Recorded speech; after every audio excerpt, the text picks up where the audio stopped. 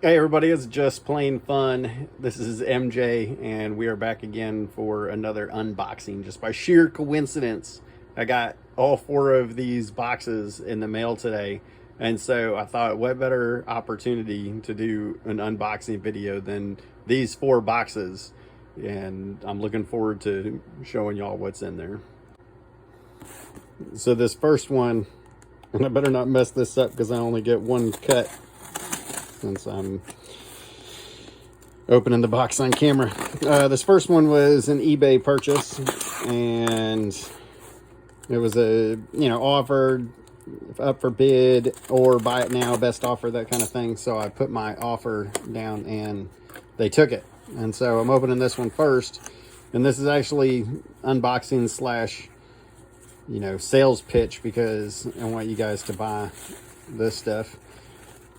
So we've got a keyhole Stanley with a decent amount of original nickel plated finish there, and looks like it could use a little bit of oil. That actually looks like a fairly new one based on those casting marks that I'm seeing on the back. I think that's a newer one, but again, that's for sale if anybody needs one of those for your post type 16, plain type 16 or later.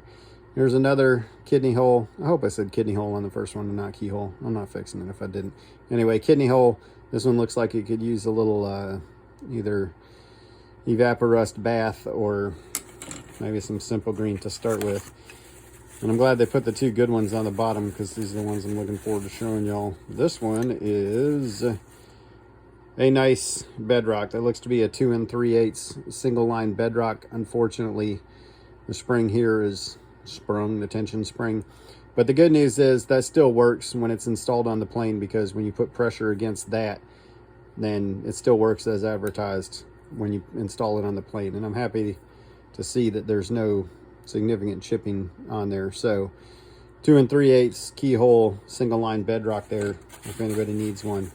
Oh wait, there's 5 in here? I thought there were only 4. All right, so let's see. Oh, here we go.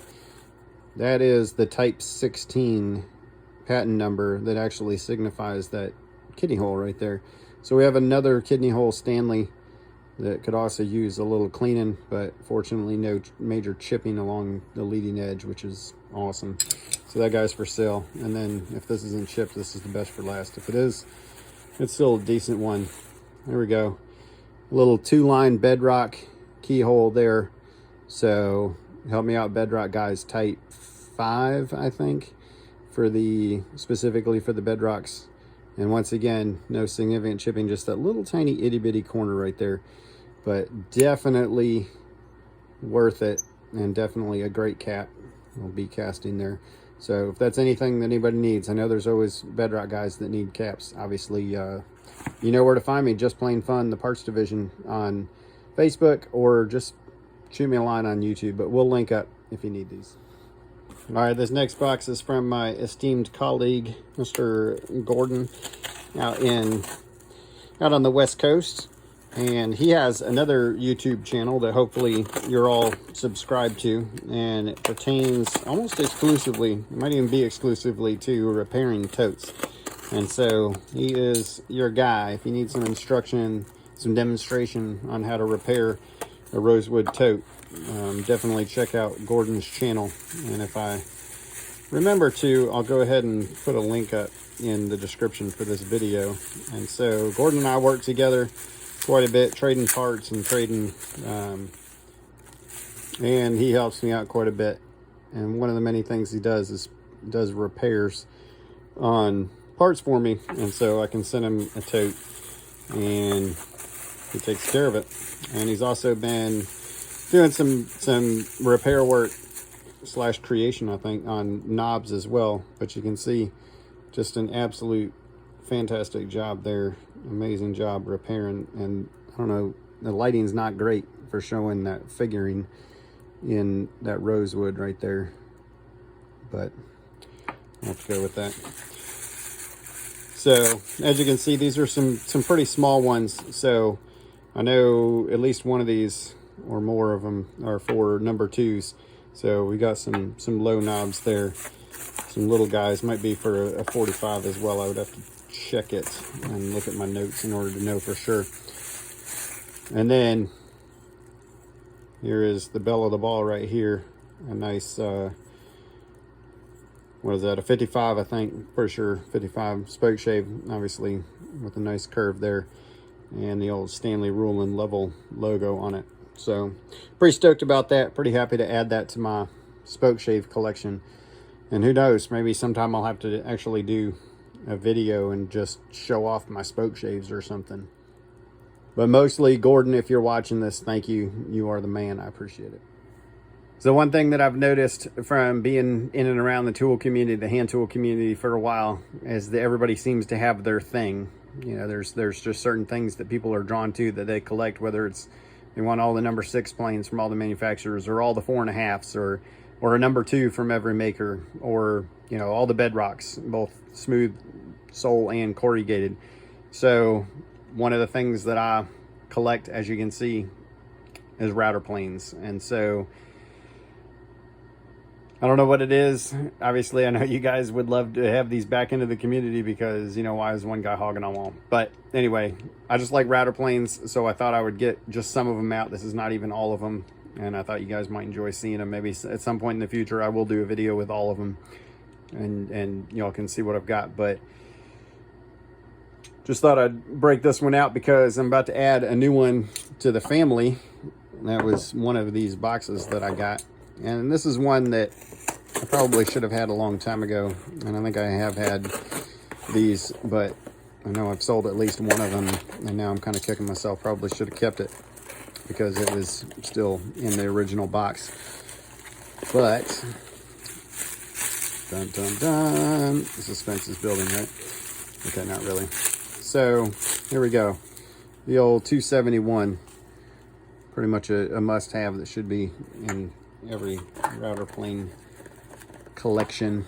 And so this particular one doesn't have an actual iron, and that's another thing I found, is that finding the irons, the original irons for these, or the blades, is pretty tough. There's not as many of them out there as there are planes.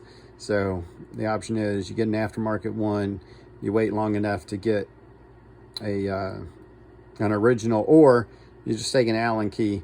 And this one has not actually been formed yet, but it will be once I find the time to do it, because obviously it shouldn't be too tough to just put a point on the end of the Allen key. So if nothing else, this will serve as a PSA for anybody who might not be sure, or, you know, you're not sure what to do because you got a router plane with no blade. So like I said, another addition to the family there. This is actually, I think this is a reproduction Sergeant. I think somebody just recast this from a mold.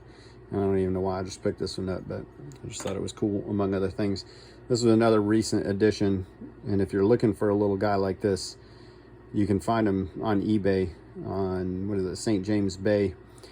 He's actually got these little dudes for sale for, I think it's around $36 or something like that, plus shipping.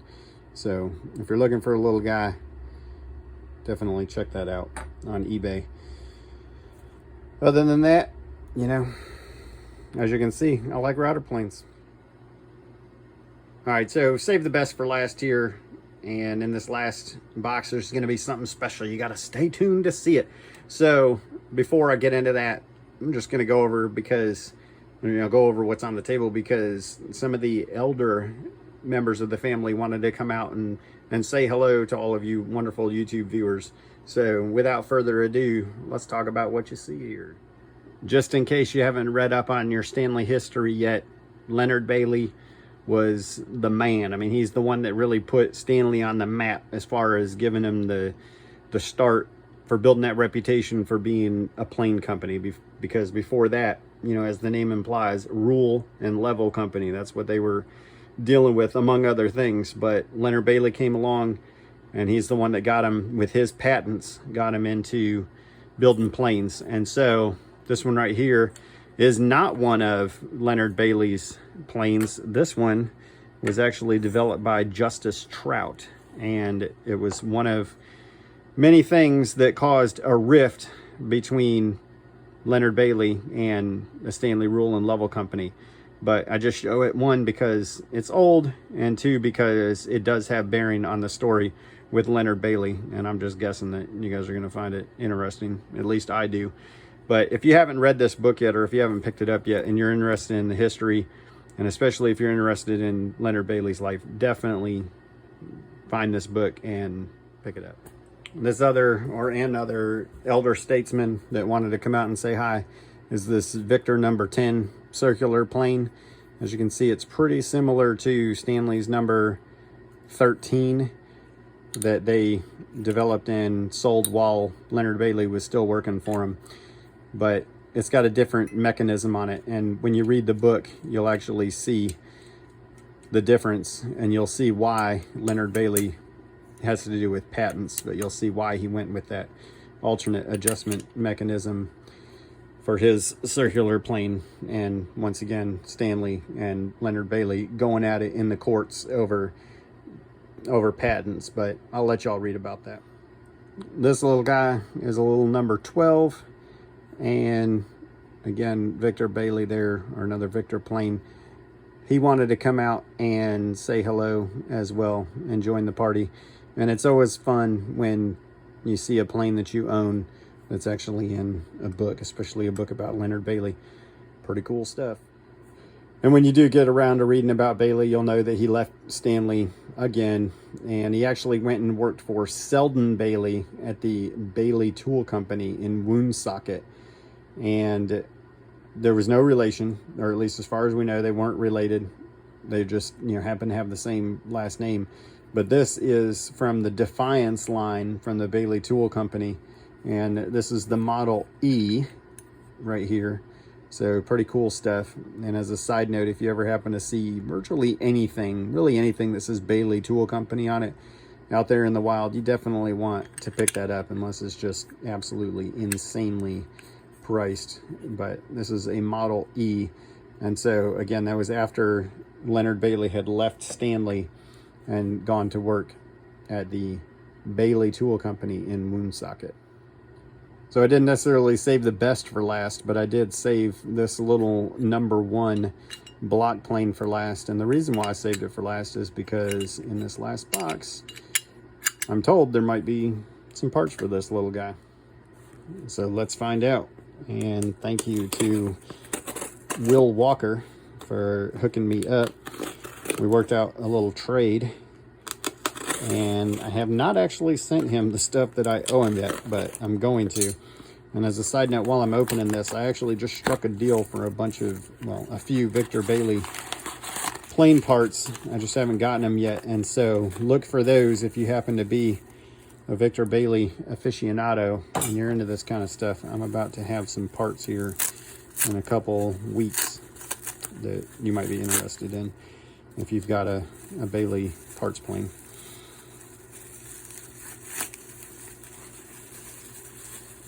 Awkward silence. Okay, so this is that little, I don't even know what the proper name, let's call it the lower knob.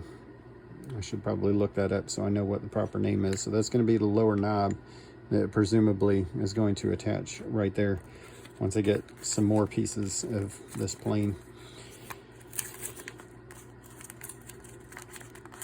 You can tell that I didn't script any of this because I didn't pre-open anything.